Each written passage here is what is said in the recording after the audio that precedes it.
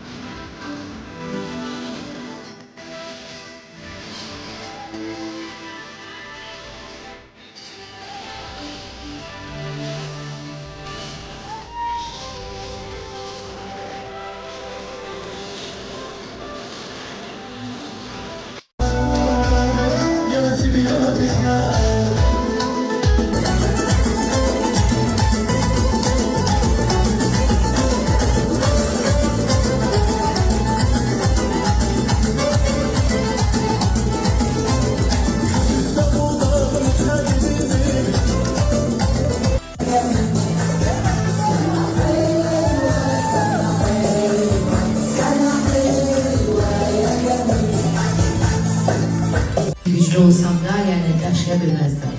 Çok sağ ol Zahra, yaşlı varımsan, yaşlı benim yanımdasan. Ama benim en bir düşünüm sen dostlarımın da arzusu ki senin hoş gününü göreyim. Çünkü sen buna layık değilsin. Bir almış gelsin Zahra.